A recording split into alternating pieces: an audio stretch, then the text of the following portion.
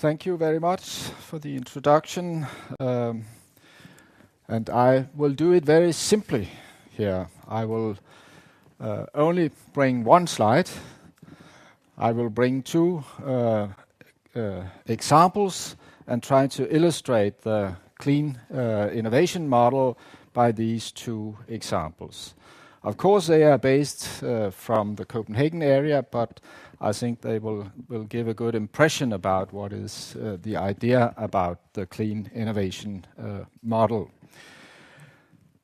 Just one word about clean before we start. Clean is a business network comprising of almost 200 businesses. It is a triple helix, so we have the businesses, we have public sector, and we have the universities gathered in this organization. We are working within clean tech, and we try to fix what is not working in the overall big economy.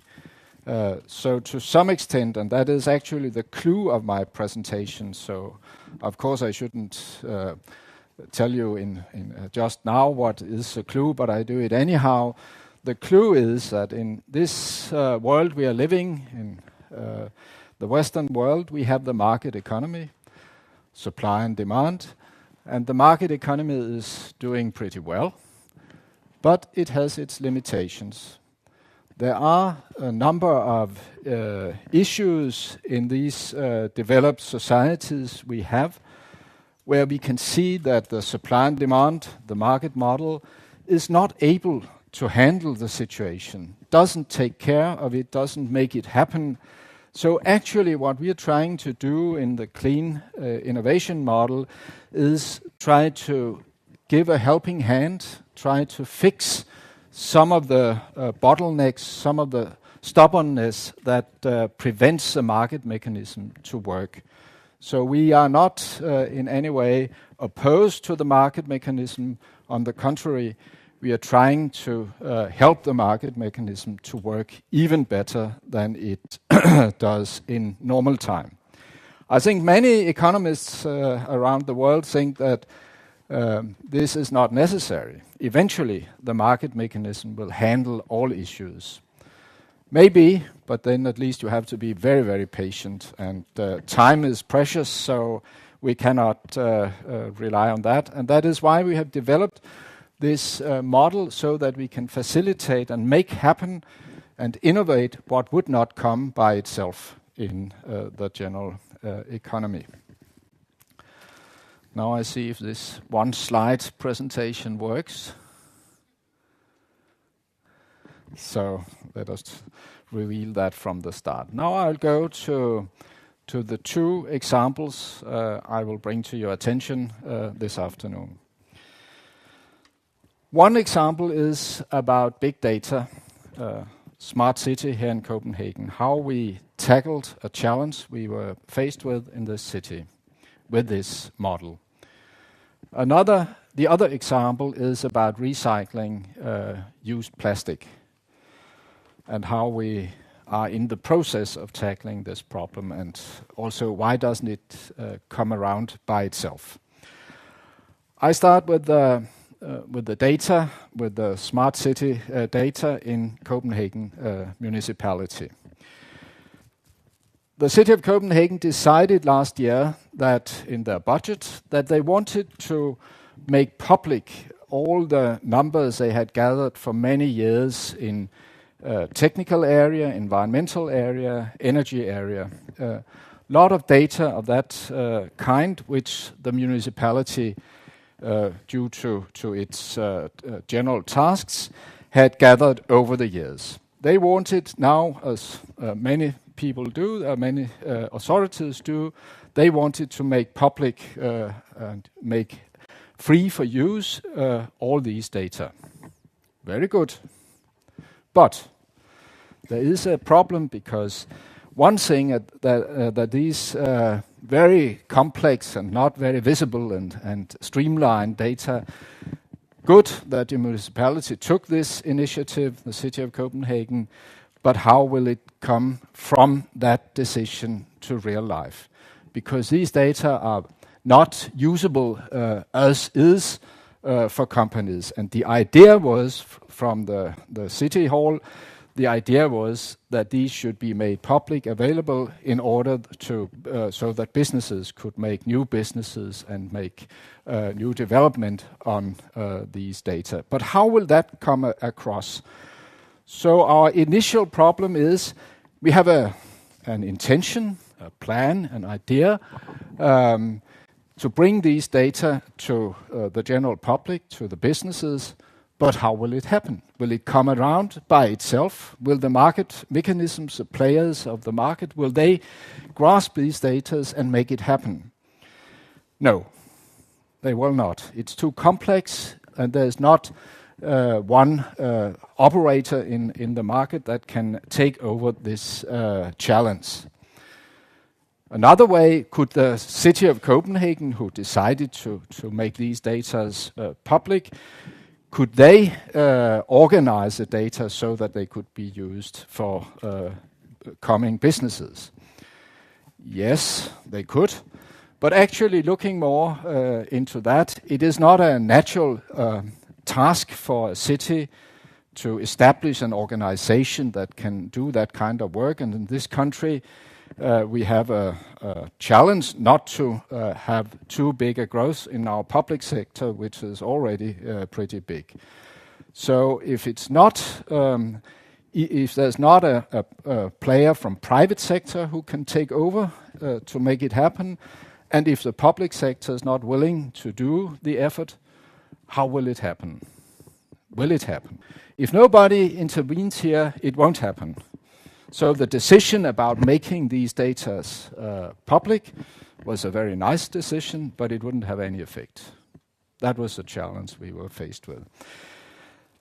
Then we made a deal in the clean cooperation. We made a deal with the municipality, and the municipality asked us, could you make it happen on behalf of our city? So we agreed to that, and the first thing, so we had this challenge, we had this problem that wouldn't solve itself, which was a complex problem. We were ordered to try to facilitate it, and we started in the first phase here. We have identified the challenge, and we brought together all the possible players we could contemplate in this area who could have a stake in this problem. Brought them to the same table, asked them, here's the issue, all these data, probably interesting for a lot of people if it could be organized. What is the way to proceed from here? And this analyzing the problem, identifying it, took quite some time, and we used some efforts in that. And having done that, it came clear that we had to make an organization of the data in a way that it could be used for private companies to make business on. And having specified that in much more detail that I can tell about here, we decided to make a tender, a public tender, a European Union tender with all the regulations surrounding these kinds of tenders, and asking with this, now it was a much more specific question, asking out in the big world, can anybody subscribe or participate in this tender in order to organize these data so that they can be useful afterwards for businesses? And actually, we were this seems quite easy, but it took a long time to come there. But we came there eventually, and actually we were quite uneasy about how many companies would participate in this. Because yes, data about environment, energy, technical issues in Copenhagen might be interesting for some engineers, but how many people were really interested in that kind of data? So big was our surprise when we opened the letters after the preliminary tender. And what we saw was that some of the biggest ICT companies in the world, almost all of them actually, subscribed for this tender and wanted to participate and go to the next phase. So we organized dialogue with them, and we brought them to a second, more specific tender round. And the big issue is, and this has been published, and the tender is going on, and actually later this month we will announce one company to be the winner of this tender, which means that they are allowed to, according to the prescriptions put out in the tender, they will be allowed to organize the data, and they will be allowed as first users of the data for the first 5 years to run this. So so this will be very interesting, and we expect that a big international company and a consortium will win the tender. We don't know yet which one, and we hope that on top of this, the reason why these big international corporations are interested in this is that this is quite a nice testing base for them, and we hope that some of their development business will be established in Copenhagen in connection with this. So what it brings to this area, this way of organizing things, is hopefully that we establish a new developing companies on the ICT area to exploit these data, so it will give rise to new business in this area. And we will have value and a good value proposition out of the initial decision from the city of Copenhagen to put their data to the public space. So my point is, as I may have said a few times, I repeat it for the last time in this, is that this was a good initiative from the city of Copenhagen. It wouldn't happen by itself. Somebody had to be the go-between to help organize it. And by the 4 phases which are described here, which is methodology we use in our clean innovation model, by intervening there, we facilitated that this eventually happens, and which would not have happened if we had said the market will do it itself. It would not do it in this case. Let me illustrate the same methodology with another example. In Denmark, we are for many years at least, we have been some of the champions of the world when it comes to generating energy and out of our waste. Many places you put your waste to landfills, but in Denmark it has been a tradition for a long time to burn the waste, the household waste, also waste from industry. And this is, of course, a very good, when you don't have a lot of resources, energy resources, it is a good thing to not just to dispose the waste in landfills, but get some value out of it. Very good. But these days, as we see that the population in the world grows, we see that resources are more scarce than we had imagined years back. These days, the view on this is changed. So the Danish government last year, the European Union this year, have set up a policy saying you should not put your waste into landfill, of course, but you should not burn all your waste either. We have to recycle. We have to introduce a way where we can recycle maybe not all the waste, but at least substantial amounts of waste. The target has been set both from the Danish government and from the European Union that 60% of the waste should be recycled. As we have a long tradition not to recycle but to burn, there are no institutions, there are no traditions that can handle this. So what we saw here when the Danish government put out its policy that now we should go for substantial recycling, we saw that this is a nice policy, and they declared it, they made a nice pamphlet and so on and so forth, but actually nothing would happen, because who should take care of that? You could imagine that, as it was a government policy, you could imagine that the government would take care of it. But that's not the tradition in this country. The government sets out the policy and thinks that something happens, so the market will take over. So the government will not interfere. The municipalities who own the waste, they might be candidates for organizing it. But they won't do it because they have two hats on.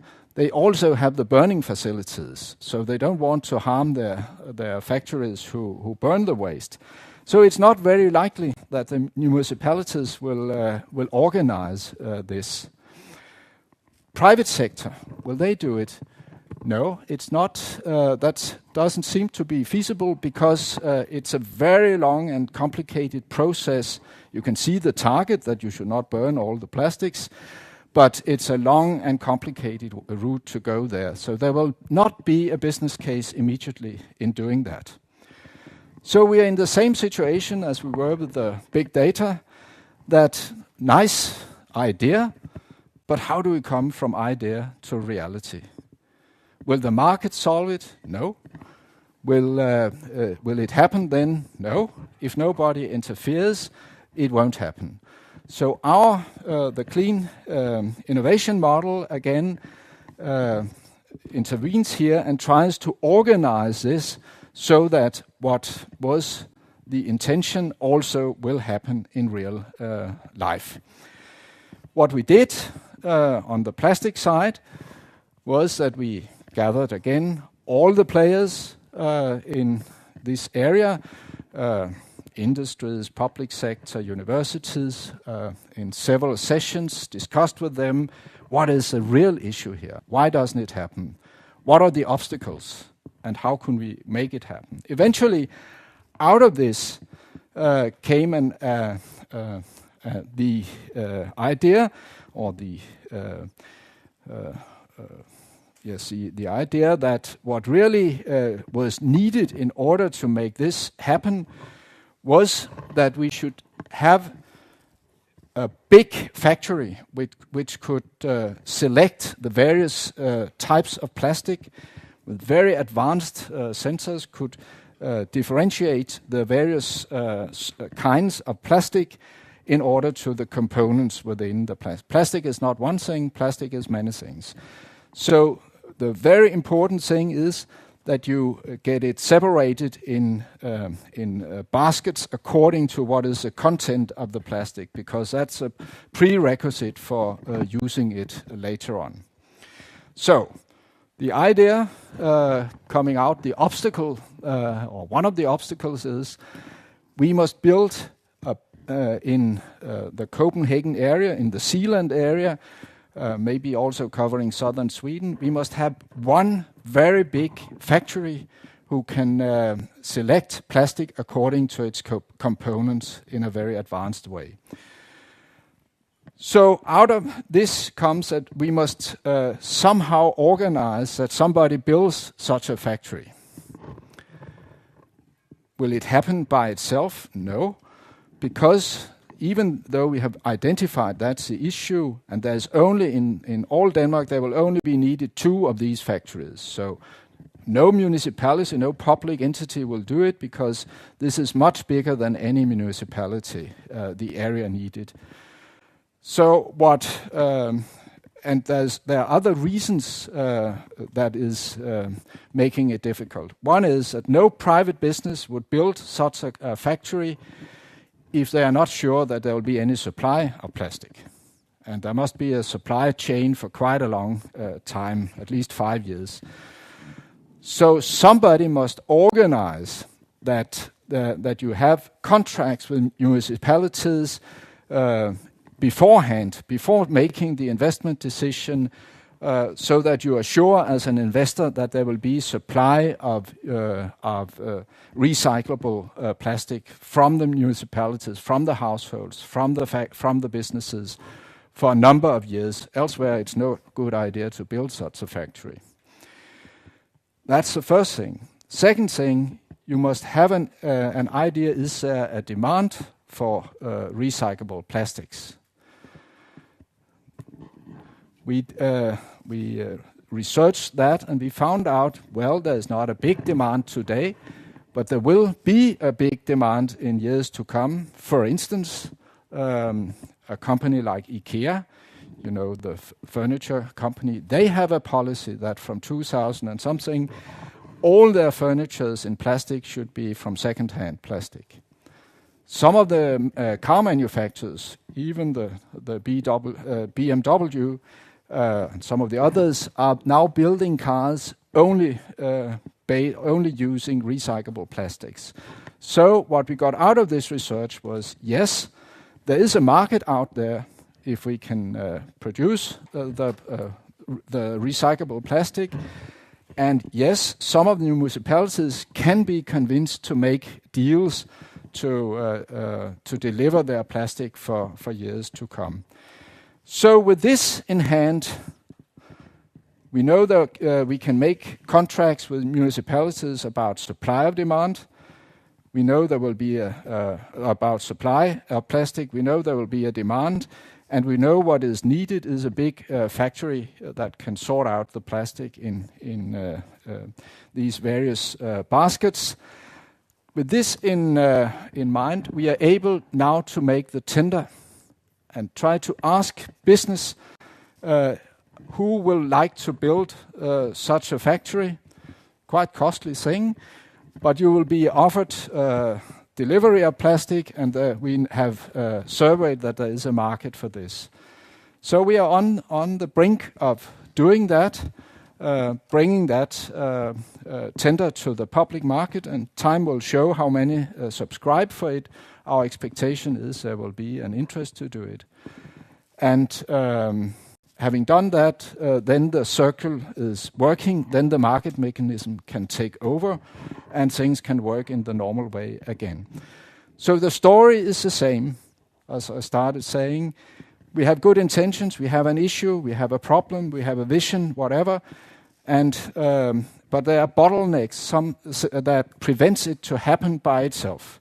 So somebody must set up a process, somebody must be the man to go in between, to the facilitator, who can organize this so that it happens in real life. And that is what we've been doing. These two cases, I could mention some others, I won't bother you with that. But that is the essence in our clean innovation model, which is, as you mentioned rightly in the beginning, which is to a large extent copied from the DARPA way of working, but that is to facilitate and organize what is not happening by itself in the market so that these innovations can take place and not die in bureaucracy or whatever. Thank you.